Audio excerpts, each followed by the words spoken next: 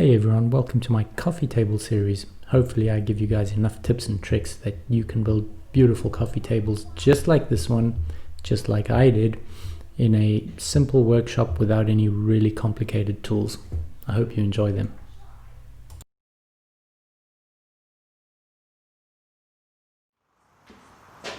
I'm back and I've been pretty busy on a different project, so I've been doing a lot of non-woodworking related stuff on another fun project, but I've been waiting for that and I'll show you what that is just now. What I've done yesterday and today is I've taken all the leg pieces that we have, 24 of them, they were resined and the resin was a bit messy, so I've spent some time sanding them all nice and square, getting them all cleaned up. We're ready to go for probably another 5 or 6 grit progressions, make them nice and smooth, then I can build the legs. But in the meantime,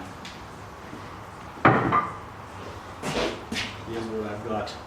Okay, so I'm going to show you what I had and what I got. This thing is freaking awesome. So this is what I had.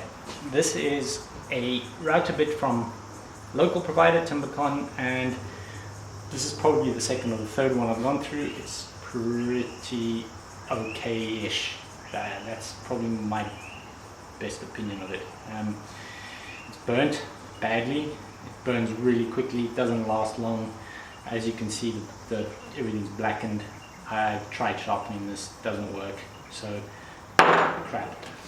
This is what I've got. And this came yesterday, and this is kind of what I've been waiting for so long. So it's got a little red thing, which is cool. Black thing. Here's what's nice about this. This comes with replaceable carbide blades, and they flip 4 ways, just like in a helical planer. So each one of these blades is super sharp, and when it runs out, you just flip it 90 degrees and you screw it back in, and you can reuse the next edge. When all 4 run out, you just buy a new set, unlike this, where once it's done, it's done. And that gets put onto this little buggy here, and I'll show you what it looks like once it's done. This is going to be cool. It's from a company called Susota. So here we have it. A really nice schmicko.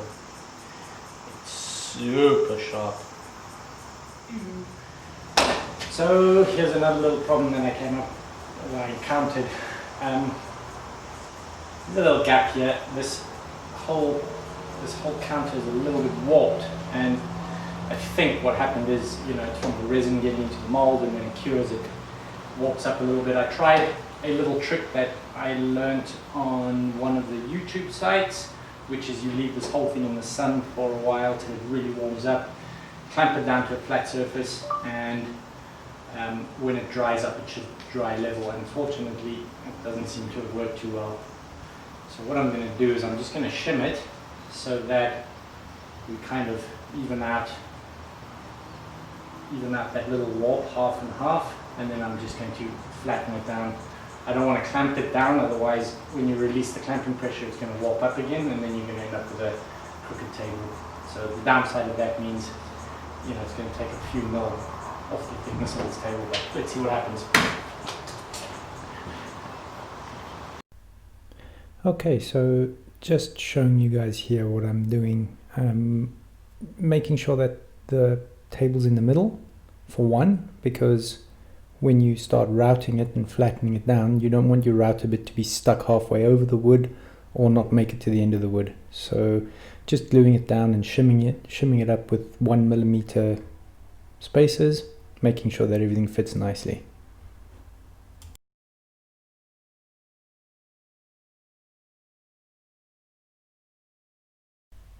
Right, so as you guys can see, I like this bit. I like this bit, and it likes me back.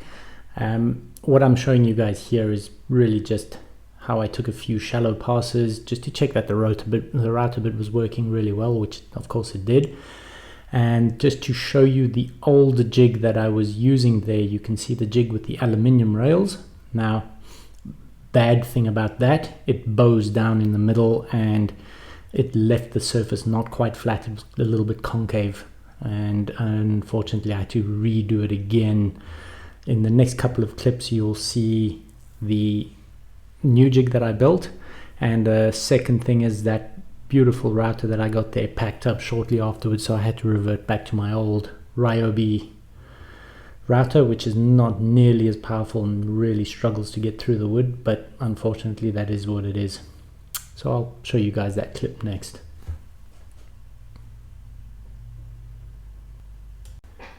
So here, just a quick preview of how I put my jigs together, at least for the slab flattening. I thought you guys might find this interesting.